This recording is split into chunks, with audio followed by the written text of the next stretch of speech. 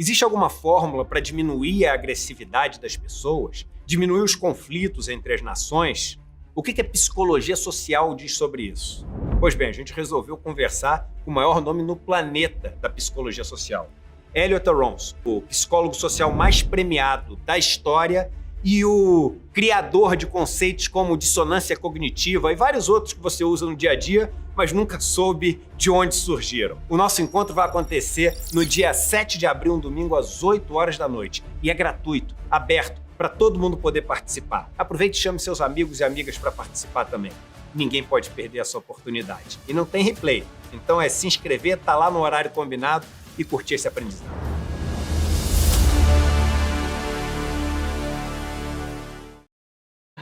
Muito bem, rapaziada, está começando o Desperta ICL de hoje. Hoje é quinta-feira, 4 de abril, 7h01 da manhã. Estamos ao vivo, horário de Brasília. Muito obrigado para quem nos acompanha aí pelo Brasil nesse horário. Pelo Brasil em outros horários também, né? Porque o Brasil tem quantos fuso horários, Pedro Falcão? Será uns 3? 3, sabe, tá sabendo legal. 3 fuso horários. Muito bom dia para quem nos acompanha também em fuso horários diferentes, pessoal que está nos acompanhando aí pela Europa, Estados Unidos, América Latina no geral, Ásia, Oriente Médio. Este programa é um programa internacional de fato, né? Sempre tem gente nos acompanhando aí em vários países. Estamos ao vivo no YouTube, também no Twitter, na Twitch, no Instagram e no Facebook. Então, se você está chegando por aí, sabe, né? Deixa o seu like, ativa o sininho, faça seu comentário no nosso chat e também, por gentileza, se você puder, compartilhe este programa com os seus amigos e também com os seus inimigos, né, o Pedro Falcão? As pessoas têm inimigos, né? Sabe que eu odeio aquele papo? Não, os nossos adversários não são inimigos. É inimigo sim, Pedro Falcão.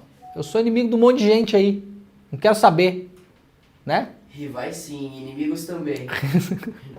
Rivais, sim. Adversários, sim. Inimigos, mais ainda. Estamos ao vivo também, muito bom dia para quem nos acompanha pela TV aberta aí, na TVT em São Paulo e Grande São Paulo, também na TV Quirimurê, Salvador e Grande Salvador, muito bom dia, Bahia de Todos os Santos, e também para quem nos acompanha no Bom e Velho Radinho, estamos ao vivo em 2 emissoras de rádio, nossas parceiras aqui, na Rádio Brasil Atual e também na Rádio Heliópolis. Vocês viram no começo aí o Edu falando do nosso super evento que vai ter agora no domingo, no final do programa eu explico um pouquinho mais, mas quem quiser já se agilizar, entra aí no nosso link, despertaicl.com.br, está no nosso chat, é só clicar, despertaicl.com.br, clicou agora, já faça a sua inscrição, coloque seu e-mail, clica em enviar, tá resolvido, é só botar o e-mail e clicar em enviar, tá resolvido, para que vocês possam ser avisados. No domingo a gente vai entrevistar o Elliot Aronson, 92 anos. Será que chegaremos até lá, Pedro Falcão? Não sei se chegaremos até lá, né? Não sei. Não tem essa expectativa toda, né? Mas, olha, seria bacana chegar nos 92 anos também, igual o Elliot Aronson, um dos maiores psicólogos do mundo, um psicólogo social, um cientista social, um intelectual também. Nunca deu uma entrevista como essa que deu para o Brasil, uma entrevista exclusiva, ao vivo e de graça, tá? Então, vamos participar do evento todo mundo junto, vai dar aí umas 30 mil pessoas, que é mais ou menos o que tem dado nas nossas super aulas. Pra que você vai parar para ver o Elliot Aronson? É um dos caras que melhor explica o que está acontecendo no mundo neste exato momento e também em eras passadas, né? Essa tal da dissonância, dissonância cognitiva, que se fala muito. Sabe aquela pessoa que está assim, vivendo no mundo paralelo, né? O Brasil paralelo, o Brasil parasita, como diz a galera que está fazendo os vídeos aí em relação ao Brasil paralelo. Pois é, esse é o cara que explica o que está acontecendo, por que as pessoas entram nisso, como é que funciona cognitivamente essa história da pessoa começar a entrar num túnel, né, em uma seita e realmente começar a viver uma realidade paralela. A pessoa que olha para o Brasil hoje, e não é incomum a gente ver isso, né, o Pedro Falcão? Você deve ter pessoas também no seu entorno que falam sobre isso. O Brasil hoje está uma desgraça, a economia afundou, está tudo horrível e está virando a Venezuela. Aí você olha para a vida real, não é isso que está acontecendo, mas não tem Cristo que convença a pessoa do contrário. Cara, tá mais caro a coisa, a vida no geral? Tá melhor, tá pior? Aqui tá os dados, aqui tá os números, aqui tá a realidade, não importa, não interessa. Por que isso acontece? Esse é o cara que tem a chave de leitura para explicar para a gente exatamente como isso funciona. É importante entender, né, gente? É muito importante. Então, domingo, agora, próximo domingo, 8 horas da noite, ao vivo, exclusivo e grátis, mais uma do ICL. Só o ICL. Só o ICL para fazer isso. Tá bom? Então faça a sua inscrição aí no despertaicl.com.br, só colocar o seu e-mail, avisaremos por e-mail. Geralmente não tem reprise desses eventos que a gente faz. Às vezes tem, às vezes não tem, geralmente não tem. A ordem que é dada aqui pra gente aqui dos programas é que não tem reprise. Então se agiliza, porque depois não adianta na segunda-feira vir aqui reclamar: poxa, perdi ontem, esqueci de me inscrever, não sei o que, tá? Então vai lá, faça a sua inscrição agora no despertaicl.com.br. Vamos lá que tem muita coisa pra gente falar no programa hoje, né, Pedro Falcão? Vamos começar com uma matéria de serviços, que eu sempre gosto de começar o programa com esse tipo de reportagem aqui, porque elas são importantes para as pessoas, né? Sobre imposto de renda, saiba como declarar salário ou aposentadoria. Devem declarar todos os contribuintes que receberam acima de R$30 mil em rendimentos tributáveis no ano. Então, se você está com dúvida em relação ao imposto de renda, lá no site do ICL Notícias tem várias matérias sobre isso, para você estar ligado aí. Hoje em dia é cada vez mais fácil fazer a declaração sozinho. Antigamente era uma treta desgraçada, né? Agora tá cada vez mais fácil. Quem já fez no programinha da Receita Federal lá sabe que o programinha ele é meio tosquinho, mas ele dá pra sacar direito ali. E lembrando que se você já fez uma vez no programa da Receita Federal, dá para importar os dados passados. E se você não sabe onde estão os seus dados passados, porque até uns anos atrás era uma confusão, né? Tinha que achar o arquivo, ninguém guarda esse tipo de arquivo, a pessoa joga lá na área de trabalho, depois deleta, vai pro lixo, esquece, não sabe onde foi parar. Hoje em dia dá para recuperar os seus dados de imposto por aquele sisteminha do governo, o EGOV, né? EGOV, na verdade é o ECAC, que é um outro sistema, mas se você jogar na internet aí como recuperar dados, imposto, declaração, ano passado, é moleza, chega lá, só baixar, jogar no programinha lá, vai estar tudo meio preenchido, já ajuda bastante, mas muita gente tem dúvida, né? Se lança isso, se não lança aquilo, se faz assim, se não faz daquele jeito. Então o pessoal do site preparou hoje uma explicação sobre como declarar salário ou aposentadoria. Salário tem umas coisas que são um pouco diferentes, assim, eu sei porque eu já fiz o meu vários anos, né? E se não me engano, o 13º e férias não tributáveis, e aí você tem que jogar de um jeito diferente lá, enfim, não é difícil, mas também não é fácil, tá? Então dá uma olhada lá, tá lá na capa do nosso site hoje para você ficar ligado, ficar ligada.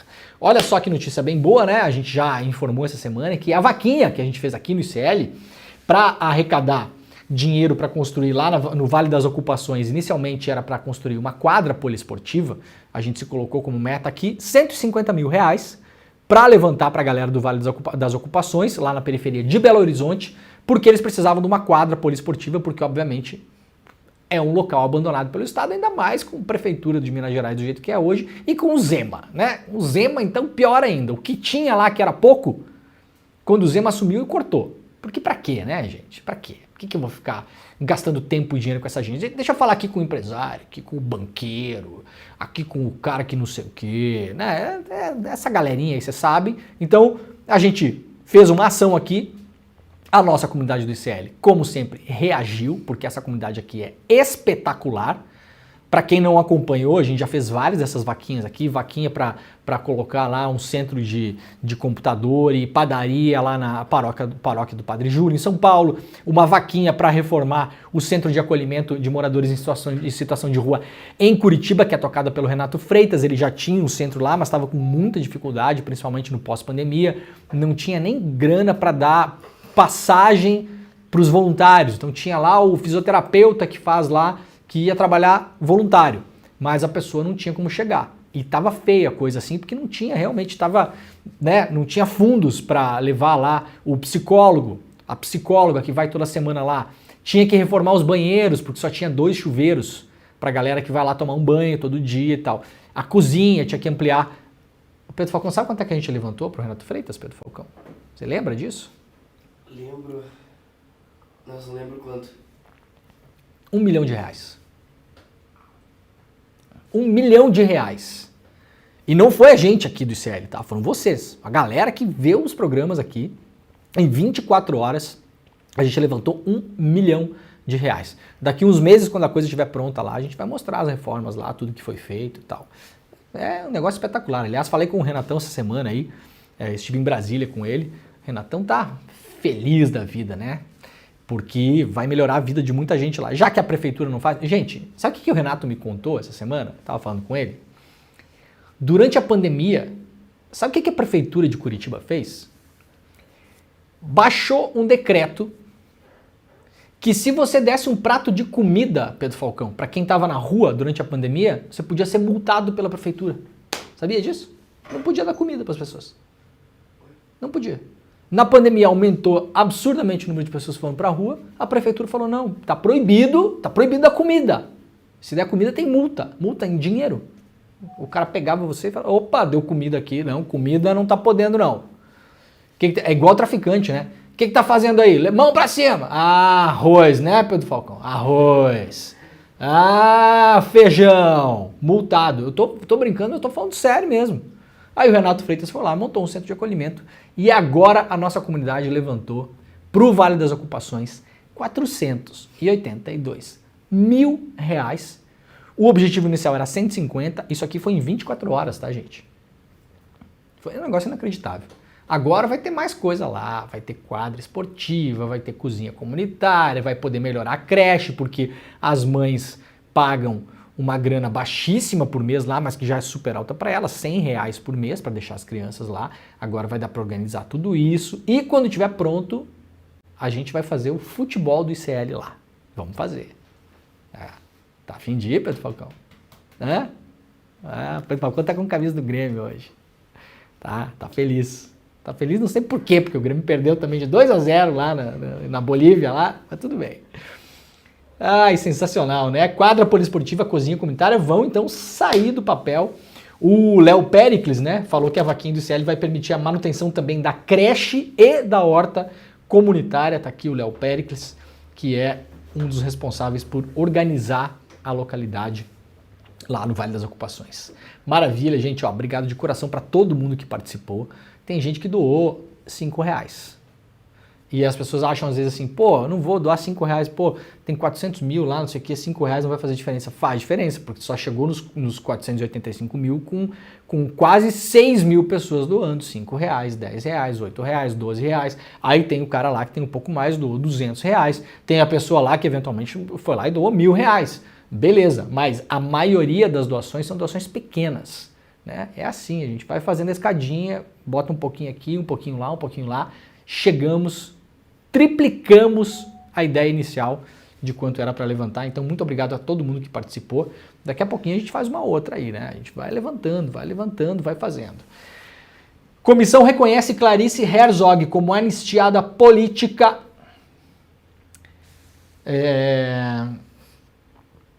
A concessão da declaração de anistia política à viúva do jornalista Vladimir Herzog, torturado e morto em outubro de 75 nas dependências do DOI-CODE em São Paulo, foi aprovada por unanimidade. O julgamento do requerimento da anistia ocorreu em conjunto com um seminário que a Comissão de Legislação Participativa da Câmara dos Deputados realizou para lembrar os 60 anos do golpe civil-militar de 64. A comissão também aprovou uma indenização de R$550 mil.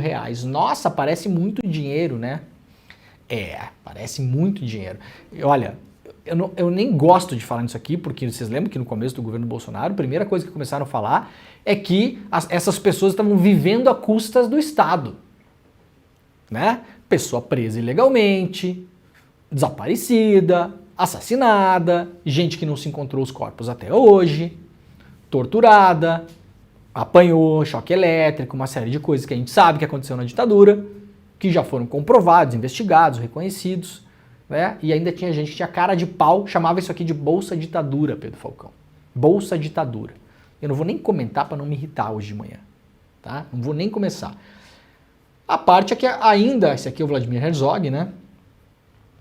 Ainda a gente tem um problema, né, no Brasil, né? Porque se reconhece a tortura, tem vários torturadores que foram reconhecidos como torturadores, como assassinos. Sabe quantas pessoas foram presas, Pedro Falcão, da ditadura militar? Sabe quantas pessoas a Argentina prendeu no fim da ditadura militar? Até hoje, eu trouxe a notícia na semana passada aqui, 1.181 pessoas. Até hoje tem julgamento. No ano passado eu estava na Argentina, estava tomando um café, estava lendo o jornal, tinham prendido 3 caras. Um deles tinha, sei lá, quase 80 anos. Terminou o processo, conseguiram as provas, cadeia.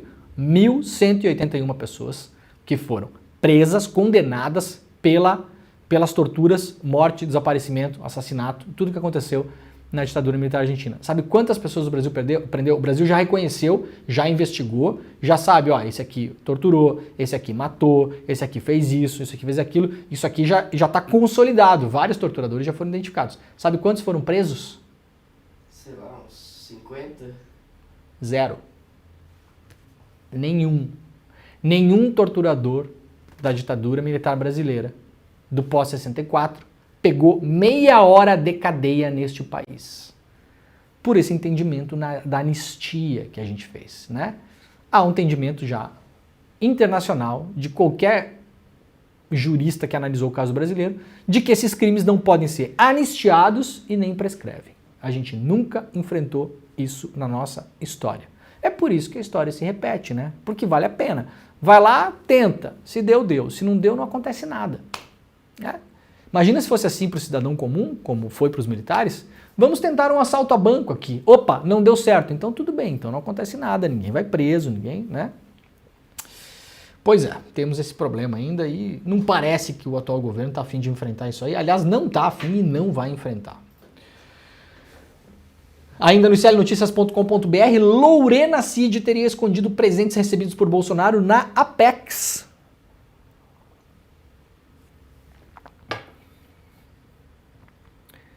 O general do Exército Mauro César Lorena Cid, que é o famoso pai do Mauro Cid, teria usado o escritório da Apex Brasil, que é a Agência Brasileira de Promoção de Exportações e Investimentos, é um escritório do Brasil que é instalado em vários lugares do mundo para promover a exportação dos produtos e serviços brasileiros, é uma representação comercial. O Lorena Cid era o cara da Apex em Miami. O que é que um general está fazendo na Apex? Sabe-se lá Deus o que estava fazendo lá? Sabe-se lá Deus o que é que entende de comércio exterior? O governo Bolsonaro colocou 6.500 militares na máquina pública. Mais militares na máquina pública do que durante a ditadura militar. É por isso que eu tenho falado isso aí desde 2018. Tem vídeo meu circulando pela internet aí. Eu acho que fui a primeira pessoa a falar isso. O governo Bolsonaro é um governo militar. Falei isso 1 milhão de vezes. Não, porque foi eleito, porque não interessa. Eu não estou falando que chegou ao poder com um golpe. Estou dizendo que o governo Bolsonaro é um governo militar. O presidente era militar, o vice era militar, os ministros eram militares e 6.500 militares na máquina pública. Um governo militar foi o que nós tivemos. Sempre que você quiser dar uma aula de história no futuro para alguém, a pessoa fala assim, como eram os governos militares? Você pega o governo Bolsonaro e dá de exemplo. Ah, mas o governo militar, o Bolsonaro foi eleito. Sim, foi um governo eleito, mas era um governo militar. 100% dos cargos importantes do governo Bolsonaro, ou 90%, eram de militares. E estava lá o Mauro Lorena Cid na Apex. Sabe-se lá Deus o que entende de exportação. Mas ele teria usado o escritório da Apex em Miami para esconder os presentes recebidos pelo Jair Bolsonaro. A informação é do jornalista Túlio Amâncio, lá do Jornal da Band. Aliás, o Túlio Amâncio, nosso colega jornalista aí, tem dado bons e importantes furos nos últimos tempos aí.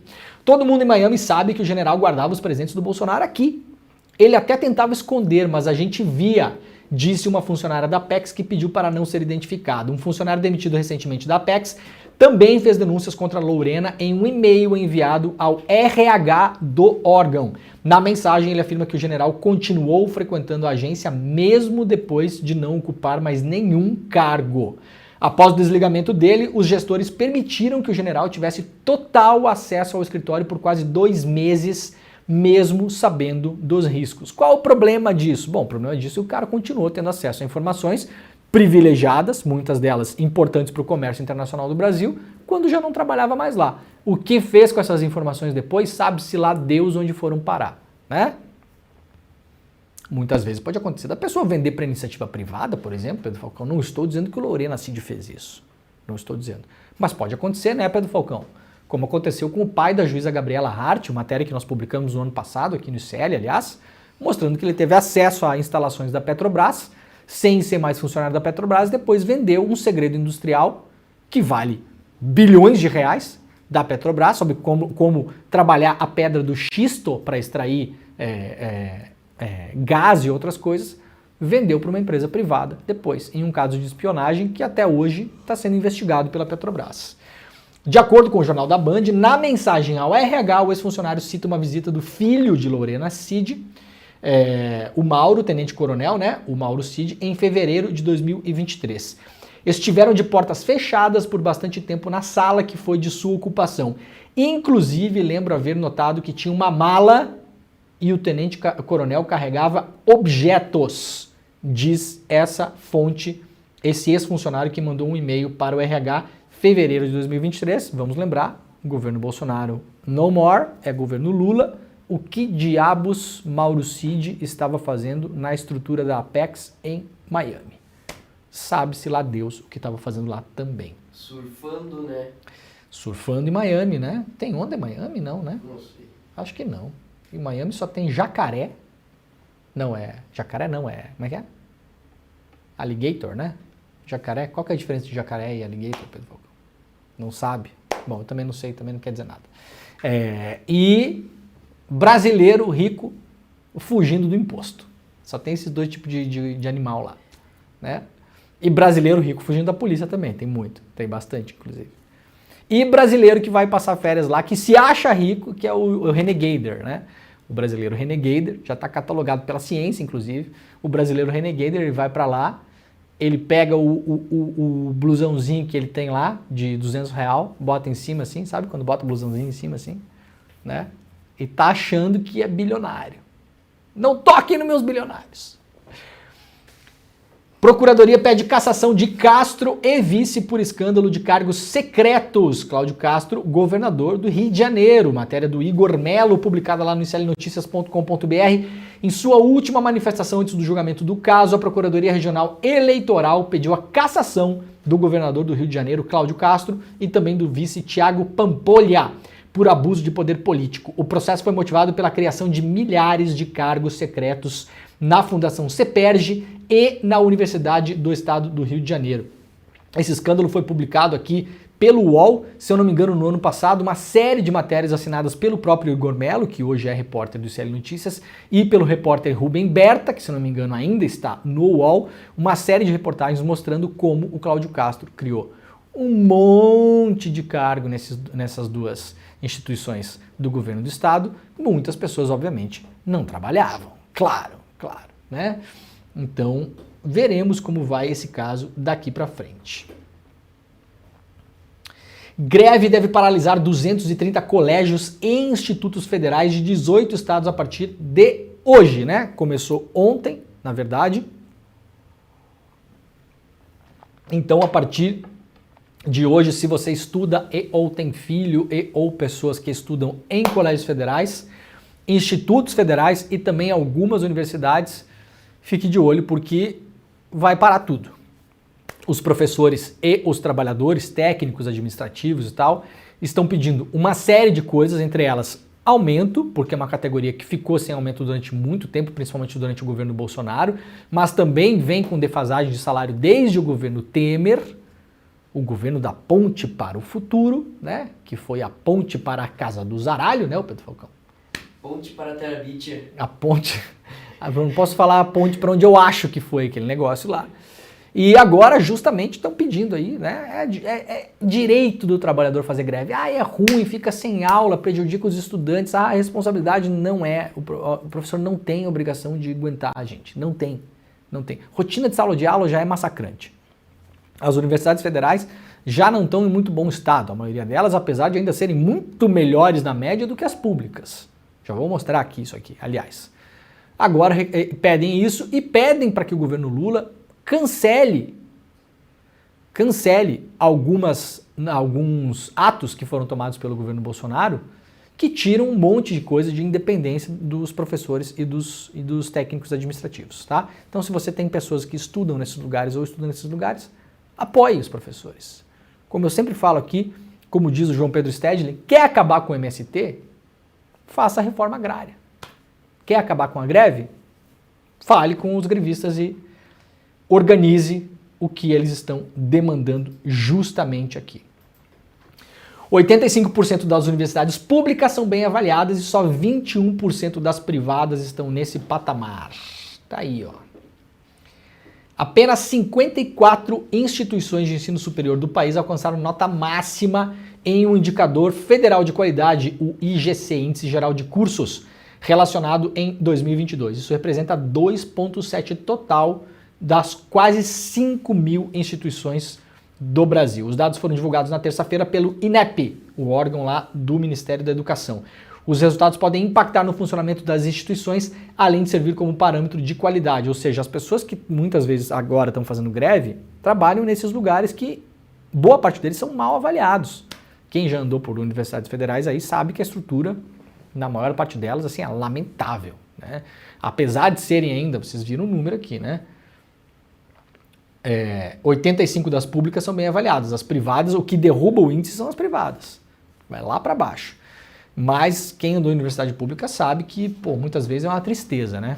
Elas são as universidades de ponta do Brasil, a gente fala muitas vezes até da USP, não sei o quê, UNB, mas você vai lá, putz, a estrutura tá, assim, defasadaça, né, gente? Tem, assim, coisa que eu costumo viajar para alguns lugares durante o mundo, sou professor da Universidade Metropolitana de Oslo, na Noruega, já há 5 anos, já fui mais para a Noruega do que visitar minha mãe nos últimos 5 anos, e é incomparável. Claro, a gente coloca no contexto colonialismo europeu, os caras tomaram dinheiro do mundo todo, tudo bem, eu entendo tudo isso, entendo? É compreensível, mas assim, a diferença é muito grande, gente, é uma questão de prioridade também de como a gente investe dinheiro no Brasil. Olha, só uma dica aqui, não percam a coluna do Chico Sá de hoje lá no iclnoticias.com.br, o nosso Chico Chá. Igreja de Tim Maia está viva e pregando no centrão de São Paulo. É um texto espetacular. O Tim Maia rompeu com o guru dele na época, mas o tema religioso gerou 2 discos geniais, para quem não conhece, né? A Imunização Racional, né, Pedro Falcão? Leia o livro. O livro. A Imunização Racional. 2 descassos, né? Inacreditavelmente bons. O Tim Maia entrou numa onda nessa época, só se vestia de branco, a banda era toda obrigada a se vestir de branco, mandou pintar todos os instrumentos de branco. Era uma viagem, né? Na verdade, o livro é outro nome. O Universo em Desencanto. Universo em Desencanto. Eu ouvi pela primeira vez esse disco na faculdade, em 99, não conhecia, né? Eu sou uma pessoa do interior, né? Eu conheço o João Mineiro Marciano, entendeu? As Marcianas, que mais, né? Essa coisa aí, fio de cabelo e tal. Não sabia o que era Tim Maia, né, gente? A única coisa que eu conhecia do Tim Maia era que era Amor Sincero, não sei o que, só que lá que tocava em festa e acabou, né? Aí, pô, cheguei na faculdade e comecei a descobrir algumas coisas diferentes, né? Tá aqui o Tim Maia, né, na época. Era um culto, né? Era um culto. Esse cara que tocava o culto era um picaretaço, aliás, né? Tim Maia entrou nessa onda, parou de beber, não sei o quê, entrou numa onda. Bom, parar de beber foi bom, né? Mas olha, não percam, porque é espetacular a coluna do nosso querido e talentoso Chico Sá. Javier Milei demite 15 mil servidores e militariza prédios públicos para barrar protestos. Como é que é o Milei que chamava as pessoas aqui no Brasil, Pedro Falcão? O pessoal liberalzinho do Brasil, como é que chamava ele? Não era de extrema-direita. Não podia falar que o Milei era de extrema-direita, era libertário. É bonito, né? O que você é? Eu sou um libertário. Que bonito, não é isso? Eu também sou um libertário. O que é libertário? Não sei. Eu não sei e nem quero saber também, tá? Eu não sei, não quero saber e não me interessa. E eu tenho raiva de quem sabe, inclusive. Que ódio que eu tenho disso, Pedro Falcão. Não, vamos aqui catalogar. Parece que as pessoas estão catalogando jacaré, né? Este aqui é o alligator, este aqui é o crocodilo, este aqui é o jacaré. Javier Milei é um representante da extrema direita. Ponto. Facilitou a vida de todo mundo, né? Não dá para comparar com o Bolsonaro, porque veja bem, o Milei não sei o quê. Para de encher o saco das pessoas. Isso é inútil. Bora facilitar a vida de todo mundo? Trump, Salvini, Meloni, Orbán, Le Pen, Milei, Bolsonaro, extrema direita. Não é mais fácil? Não organizou melhor? Depois, se você tiver que fazer a sua tese, o doutorado, aí você tudo bem, você pega o gráfico XY, né?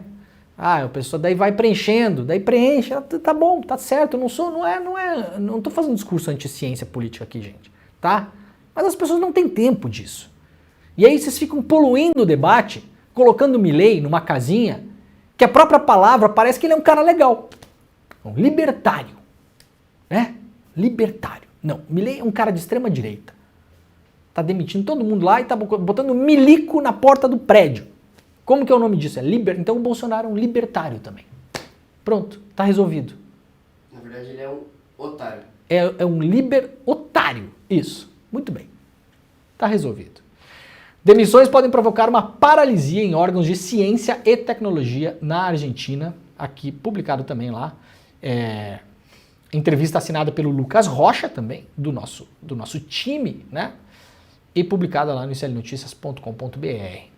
Maioria do STF invalida a lei do Paraná que facilitaria porte de armas para CACs.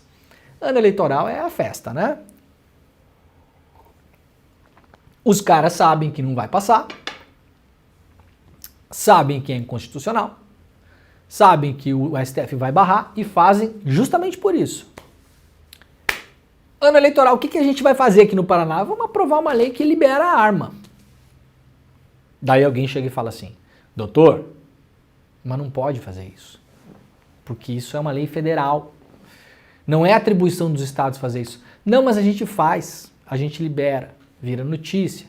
O Zé Arminha fica faceiro, já está propenso a votar na gente. O STF vai barrar, porque é inconstitucional. O Zé Arminha vai votar mais ainda na gente e vai falar que é a ditadura do STF. Isso aqui é um método, gente. Tá? É um método. Esses caras, eles são uns otários, mas eles não rasgam dinheiro. Obviamente, isso aqui era inconstitucional. E o Supremo formou maioria para invalidar uma lei do Paraná que trata do porte de armas para colecionadores, atiradores e caçadores, os CACs. A ação é a primeira julgada pelo Supremo entre as 10 apresentadas pelo governo federal contra leis estaduais sobre armas de fogo, ou seja, tem 10 estados fazendo isso. Eu nem li, mas eu posso apostar que deve ser Goiás, Mato Grosso. Onde mais, Pedro Falcão? Santa Catarina deve estar no negócio? Santa Catarina deve estar, né? Só pode.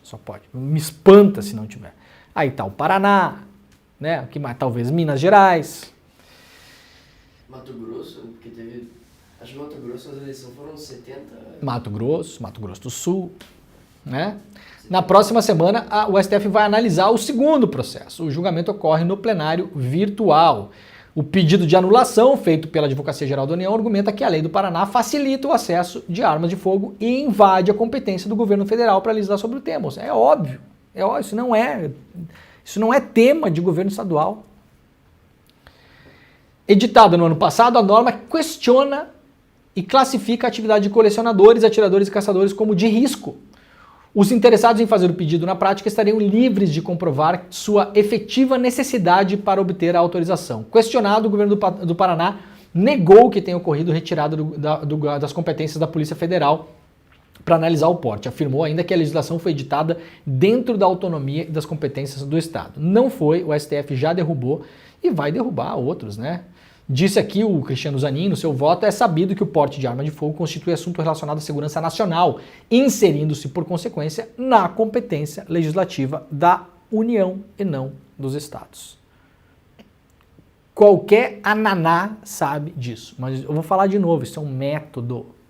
É um método. Não tem nada melhor hoje para um candidato da extrema-direita do que atacar o STF. O STF é a instituição brasileira avaliada pelos institutos de pesquisa que tem a pior aprovação. É pior do que o Congresso, que não é bom, inclusive. Tá? É pior. Melhorou, segundo o Datafolha, nos últimos tempos aí. Eu não sei se melhorou ou não, tá? Não estou duvidando da pesquisa não, mas eu acho que as pesquisas têm problemas nesse tipo de pergunta quando faz para o público. A avaliação do STF é péssima. Na esquerda e na direita, por motivos diferentes. Claro, se você pegar um progressista que está ligado no que acontece no STF, ele vai falar, pô, eu sou contra o STF. Por quê? Porque toda vez que cai alguma discussão lá entre trabalhador e empresas, o STF pende para as empresas. Então, vejam, os motivos são diferentes. Extrema-direita, por que você é contra o STF? Porque a ditadura da toga não deixa eu sair com uma bazuca nas costas. Os motivos são diferentes, mas nada melhor para um candidato extrema-direita do que bater no STF. Isso aqui é feito de propósito. Vai lá, aprova, o STF vai ter que analisar, vai cair E os caras vão capitalizar em cima disso. O cara vai fazer campanha no interior do Paraná esse ano, campanha eleitoral. Em outubro teremos votação. E vai falar, nós aprovamos que vocês possam defender as suas famílias. Mas o Xandão derrubou. Né, Pedro Falcão? É assim que funciona, né? Voto, voto, voto, voto, voto, voto, voto. Tá? Não é para aprovar. O motivo é outro. Embaixada da Hungria demitiu 2 brasileiros após imagens vazarem de Bolsonaro. Funcionários que tinham acesso ao circuito de câmeras foram dispensados. Aqui é uma matéria da CNN, né? Portanto, 2 funcionários brasileiros foram demitidos da Embaixada da Hungria. É curioso, porque não foi dado a eles o motivo da demissão. Suspeita-se que pode ser, 1, porque foram eles que vazaram, 2, porque a Embaixada da Hungria precisa dar algum tipo de resposta e sabe como a coisa foi vazada e usou os 2 de boi de piranha. 3, a Embaixada da Hungria não tem a menor noção de como isso vazou de lá, mas de todo modo precisava dar uma resposta e demitiu essas 2 pessoas. Saberemos? Não sei se saberemos. Juiz vota pela cassação de Sérgio Moro, o placar fica em 1-1 e o julgamento no TRE é suspenso. O TRE lá do Paraná retomou nessa quarta-feira o julgamento das ações que podem levar à cassação do mandato do Sérgio Moro. Cláudia Cristina Cristofani, terceira a votar, pediu vistas, ou seja, vai ter mais tempo para análise do processo. E se comprometeu a proferir seu voto na próxima segunda-feira. Com isso, a sessão foi suspensa no placar de 1-1. Na segunda-feira, o relator do caso, o Luciano Carrasco Falavinha, votou pela improcedência do pedido, ou seja, pediu a absolvição do Moro. A gente já falou sobre esse voto aqui no programa de ontem e anteontem. Eu, quando liguei o YouTube para ver o voto, achei que era o advogado do Moro. Juro por Deus, eu não estou brincando aqui. Né? Eu conheço um dos advogados que entrou com a ação contra o Moro, o Dr. Luiz Pessinini, e olhei a imagem e pensei, ué, o doutor não conseguiu chegar no tribunal, ficou doente, pegou trânsito, sei lá, e aí tem um substituto ali fazendo a sustentação oral. Não, era o relator. Era o relator. Parecia advogado do Moro, e vou dizer mais, com toda a vênia, viu, doutor? Com toda a vênia, doutor Falavinha. Parecia um advogado ruim do Moro, inclusive, porque os argumentos são ruins. São péssimos, aliás, os argumentos. Agora tá 1-1 e vai ter mais tempo para analisar, né? Eu acho engraçado, né, esses pedidos de vista, né? Desde segunda-feira tá julgando, né? A doutora Cláudia Cristofani não teve tempo de ler? Segunda, terça, quarta. Assim, não entendo, né? Mas tudo bem, doutora, vai tirar o final de semana para ler aí. Espero que faça um bom voto na segunda-feira. Nós vamos transmitir, segunda-feira, o julgamento, que continua. Então, fiquem ligados nos canais do ICL, porque a gente faz a transmissão ao vivo aqui do julgamento. Beleza? Beleza. Vamos lá para os nossos camaradas do Diário do Centro do Mundo. Ação na PGR cobra investigação contra Mourão por exaltar golpe de 64. Deputados do PSOL apresentaram uma solicitação à Procuradoria-Geral da República para investigar se uma postagem feita por Hamilton Mourão, exaltando o golpe de 64, constitui apologia ao crime. No último domingo, em sua conta no X, o senador escreveu que a história não se apaga e nem se reescreve. Em 31 de março, a nação se salvou de si mesma. O Mourão tem que falar assim agora com esse L, né, o Pedro Falcão, porque agora ele é gaúcho. Tem que aprender, né? O Mourão não sabia nem onde ficava. Se pegar o mapa do Rio Grande do Sul e mandar o Mourão apontar onde fica Santana do Livramento, não sabe onde é. São Borja, não sabe onde é. Quem nasceu em São Borja? Ele não sabe onde fica o Alegrete. O Alegrete. Só quem é gaúcho entendeu essa piada, aliás. Quem nasceu em São Borja, Pedro Falcão? Não sabe, também não é gaúcho. Getúlio Vargas. Getúlio Vargas. Quem mais? E... Goulart. João Goulart. Ah, já pode ser senador, Pedro Falcão. Aí, ó. Fui pra lá 2 semanas atrás. Viu? Te cuida, Mourão. Próxima eleição, Falcão contra Mourão. Hein? Vamos tomar a vaga desse velho aí, cara. Mas Tá na hora. bota só um pezinho, tropeça e já... Tá na hora. Sabe que o Mourão falou que sai no braço, né? Ai, Comigo é no braço, falou o Mourão lá no Senado um dia, ele ficou muito brabo. Comigo é no braço. Ai, ai.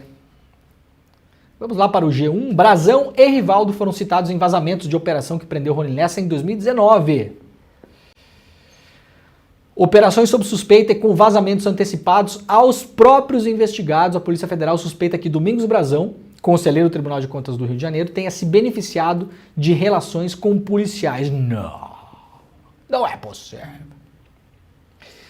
Um dos casos está sob investigação. Um dos envolvidos é Jomar Bittencourt Júnior, Jomarzinho, como é conhecido, e filho de Jomar Bittencourt, policial federal aposentado. Jomarzinho é suspeito de ser um dos vazadores da operação que prendeu Rony Lessa e Elcio Queiroz em 2019. Na véspera da prisão, dia 11/9, por volta das 23 horas da noite, uma mensagem de texto chegou ao celular de Jomarzinho. Vai ter Operação Marielle amanhã. Pelo que me falaram, vão até prender o Brazão e o Rivaldo Barbosa. Não sei se é verdade. Entendeu? Escreveu o PM. Ou seja, poucas horas antes da operação, já estava circulando a informação vazada de que o Brazão e o Rivaldo Barbosa eram suspeitos do crime. 2019, um ano depois do crime. Governo Bolsonaro, ninguém fez absolutamente nada. E se não fosse o Bolsonaro ter perdido a eleição e o governo Lula ter mudado o comando da Polícia Federal, que hoje está no comando do doutor Andrei Rodrigues, a gente não saberia de absolutamente nada disso até hoje. Tenho certeza absoluta. Absoluta. Ai, não é mole, né? Olha aqui, fala-se muito da comunicação do governo Lula, né? Mas para além da comunicação, acho que muitas vezes o governo Lula tem uma questão de pautas também. Em que sentido? Assim, pautas que a população apoie. O Bolsonaro era muito bom nisso, gente. A gente falou agora aqui de armas. Boa parte da população brasileira apoia que as pessoas andem armadas. Não é pouco, é muita gente. O Bolsonaro foi lá e comprou a briga. É errado? É errado, mas vocês entendem o que eu estou falando? Você falar com a pessoa. Olha que pauta boa para o governo Lula encampar uma briga lá na Câmara. Vai conseguir? Vai ganhar? Não sei. Não sei. Mas olha isso aqui, ó. 76% dos brasileiros ouvidos em uma pesquisa do Datafolha dizem ser a favor da licença paternidade. Eu acho que não se encontra quase nada no Brasil hoje que tenha 76% de concordância.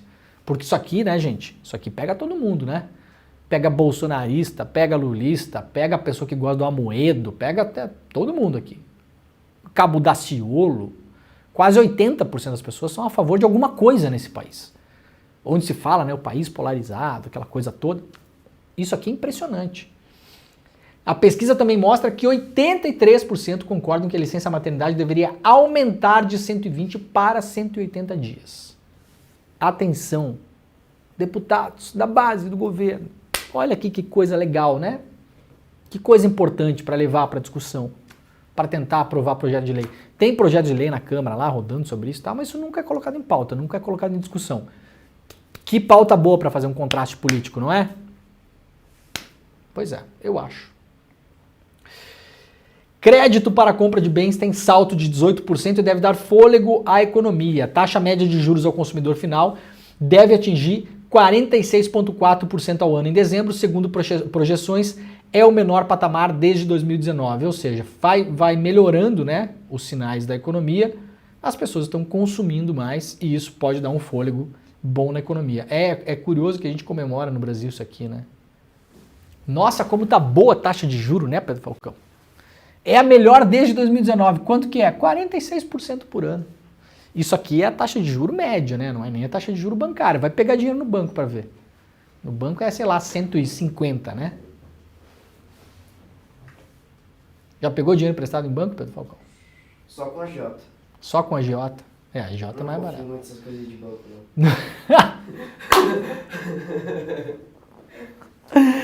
não. Banco eu não confio. Vou pegar dinheiro com a agiota. É mais fácil se livrar de agiota do que de banco, né? Eu acho que sim. O agiota, no máximo, vai dar uns tapas lá. Vai lá onde é que o Pedro Falcão trabalha, dá uns tapas nele. O banco é pior. Vai tomar tua casa, tua moto, não sobra nada. né? Não sobra nem sobrancelha. Não sobra nem sobrancelha. TSE analisa se apoio de Luciano Hang, o famoso véi da van, ao Jorge Saif na campanha ao Senado deve gerar cassação por abuso de poder econômico. Mais um caso que a gente vai ter pela frente aí, ó. Esse aqui era o ministro da Pesca do Bolsonaro, né? Lamento muito que 7h45 da manhã vocês sejam expostos a essa imagem, mas é que como ele não é uma pessoa conhecida, eu preciso colocar aqui. Quem já viu discursos desse cidadão aqui sabe que a cognição não é o forte, né? No entanto, foi eleito senador por Santa Catarina. Parabéns, Santa Catarina. Graças a Deus eu não voto mais em Santa Catarina faz uns 25 anos, mais ou menos. Ai, que tristeza. O TSE julga nessa quinta-feira uma ação que acusa o senador Jorge Saif de abuso de poder econômico.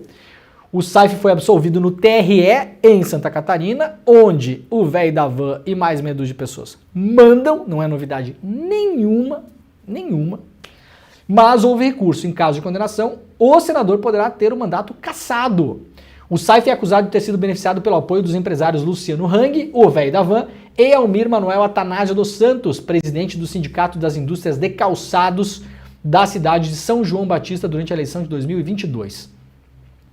A ação de investigação judicial eleitoral foi apresentada pela coligação do candidato derrotado Raimundo Colombo, do partido PSD do Kassab, que ficou em segundo lugar na disputa. A coligação também recorreu ao TSE contra a decisão de absolver o senador lá em Santa Catarina.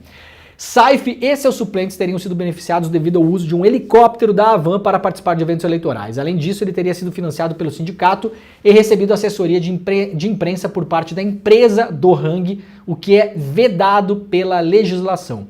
No julgamento lá em Santa Catarina, a relatora desembargadora Maria do Rocio afirmou que o uso da estrutura da Havan na campanha é reprovável, mas não suficiente para desequilibrar a disputa. Em relação ao apoio do sindicato, Rocio considerou que não foi identificado um privilégio ao candidato. Os demais ministros, todos concordaram com a absolvição. Olha, até eu estava vendo ontem o ICL Notícias primeira edição, a nossa colega Juliana Dalpiva comentando sobre o caso do Moro, ela tem muita razão em falar que precisa regulamentar melhor a questão da pré-campanha e da campanha em várias situações, principalmente a pré-campanha. Não tem ali um manualzinho, assim, tem algumas coisas que pode, que não pode, o período, não sei o quê, porque o que acontece?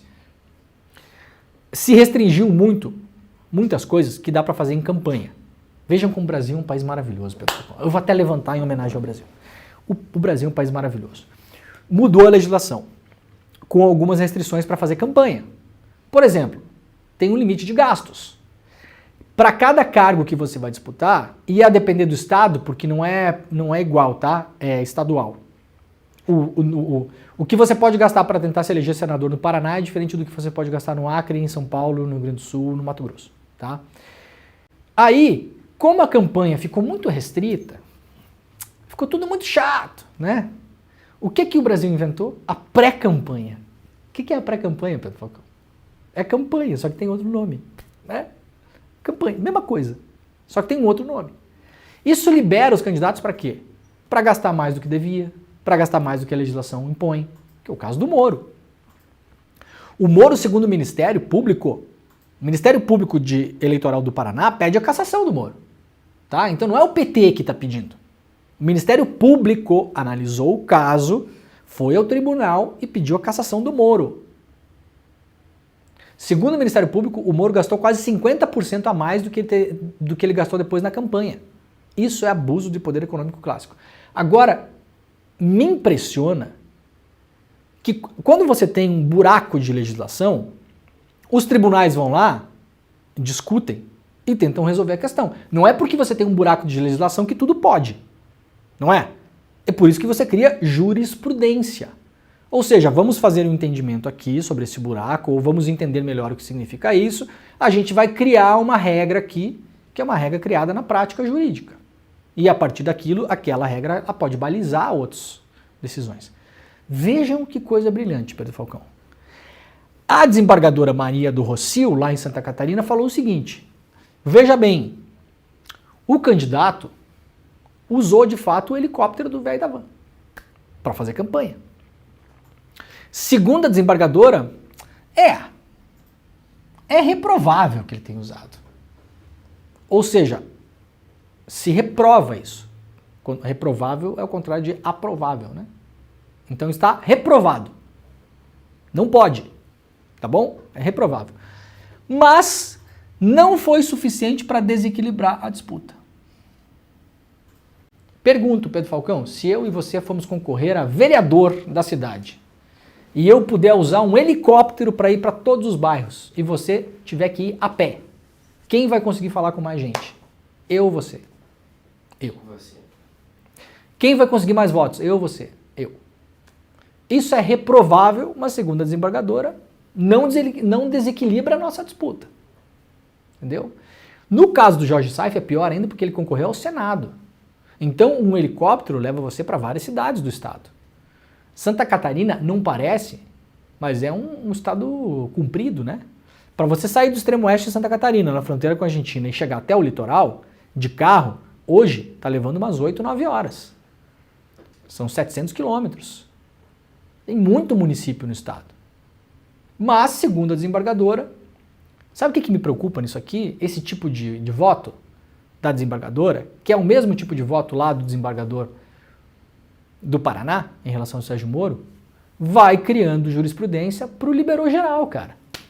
Então pode fazer pré-campanha e gastar um dinheirão, pode usar helicóptero de empresário bilionário para fazer campanha, enquanto os outros candidatos não podem, e isso vai desequilibrando a disputa. Ou seja, o que é que esse voto da desembargadora de Santa Catarina nos diz? Quem tem amigos tem tudo. Se você é amigo de um cara que tem um helicóptero e puder usar isso na sua campanha, parabéns para você. Quem não tem, problema de quem não tem. Ou seja, cada vez mais a gente elitiza as campanhas a partir da decisão do tribunal. Quem tem dinheiro se elege, quem tem amigos se elege, quem não tem dinheiro e não tem amigos não se elege. Isso é qualquer coisa, menos alguma coisa parecida com a ideia de democracia. Com toda a vênia, viu, doutora Maria do Rocio? Com todo o respeito, eu estou falando aqui do seu voto, né? A gente tem que ter cuidado hoje em dia, né, Pedro Falcão? Porque quando vê, tem 48 processos aí da pessoa achando que tem problema no que a gente está falando, né? Mas não tem problema nenhum. Essa foi a decisão dela de fato. Olha, o bolsonarista que matou o petista lá em Foz do Iguaçu vai a júri e vai tentar descolar o crime da violência política na eleição. Começa hoje, na quinta-feira, o julgamento de um dos casos mais emblemáticos de violência política da disputa de 2022. Foi aquele policial penal que matou um rapaz que fazia uma festa de aniversário lá em Foz do Iguaçu com motivos petistas. Lembram disso? Com camiseta do Lula e tal. O rapaz passou lá na festa, não estava convidado da festa, não sabia quem era o aniversariante, não conhecia as pessoas da festa. Passou na festa, viu que a festa era uma festa com vários balões e coisas do PT, parou, discutiu com as pessoas da festa, saiu dali, voltou depois atirando em várias pessoas e acabou matando o aniversariante e ferindo outras pessoas a bala também. Esse julgamento começa hoje e a defesa vai querer alegar que não foi por motivação política. O Brasil reduziu em 36% a perda de florestas em 2023, mostra estudo. Cerrado e Pantanal, porém, pioraram em desmate no ano passado. A gente foca muito na Amazônia, mas os ambientalistas têm falado há muito tempo que principalmente o Cerrado hoje é o bioma mais atacado no Brasil. Para quê?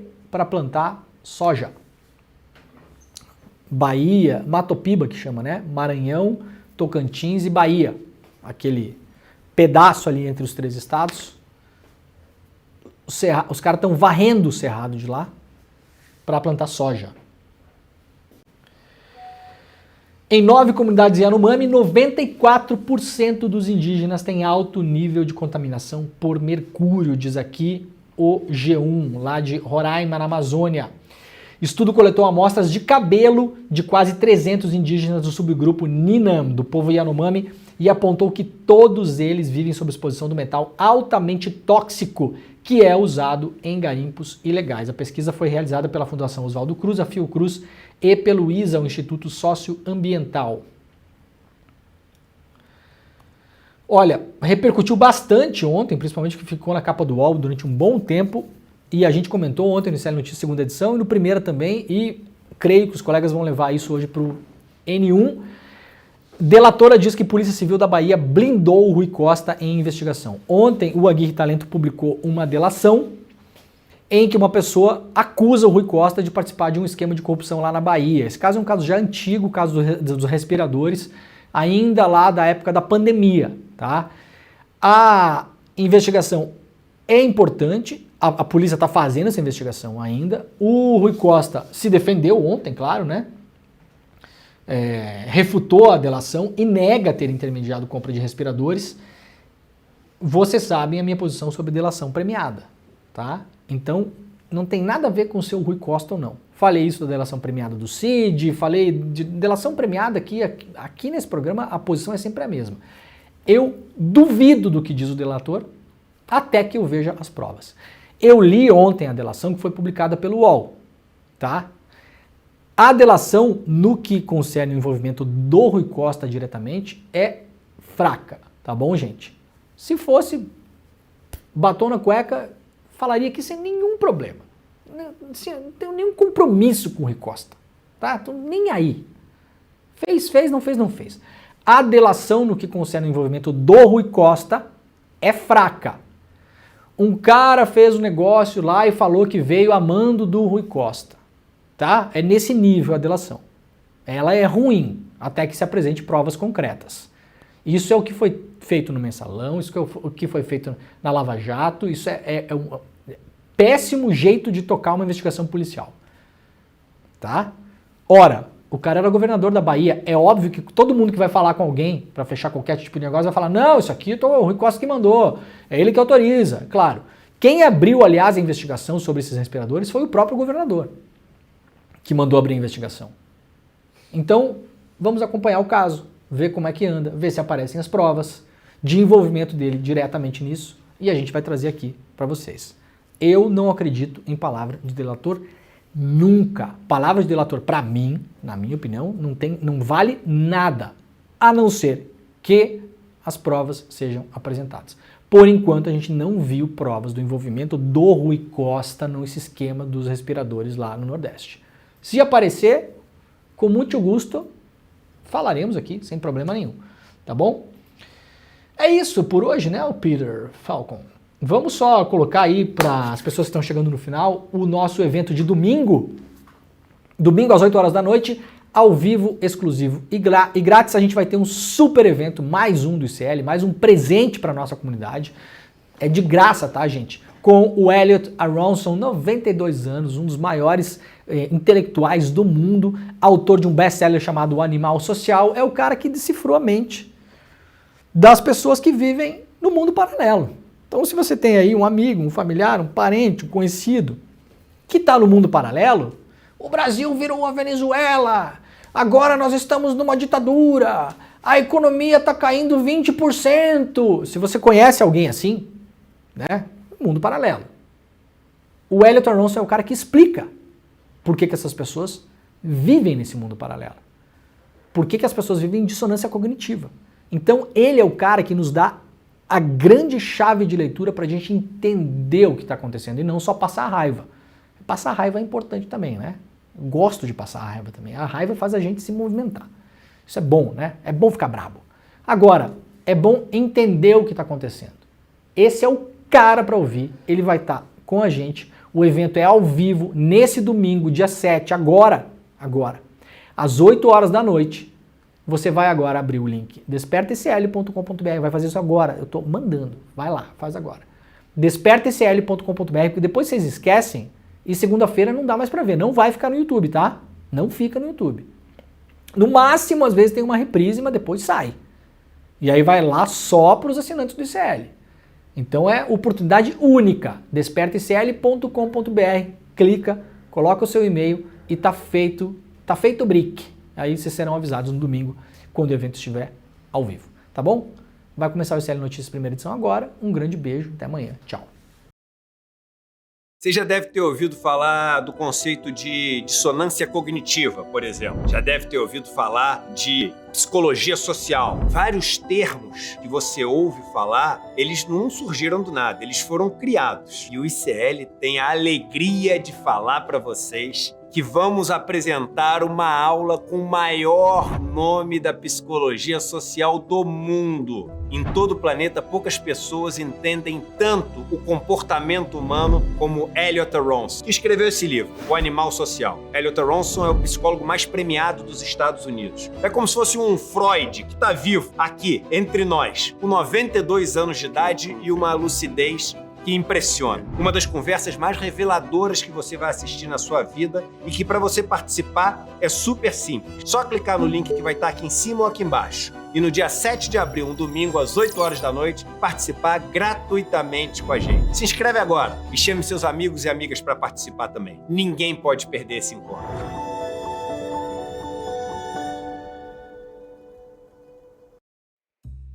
Quais são os limites da nossa Constituição para a atuação dos militares? Eu converso com o jornalista Jefferson Miola, que fala sobre o entendimento do Supremo Tribunal Federal sobre aquela tese de poder moderador das Forças Armadas, que é muito utilizada pela extrema-direita e também pelos bolsonaristas. É hoje, às 10h30 da manhã, depois do ICL Notícias, primeira edição. Não perde!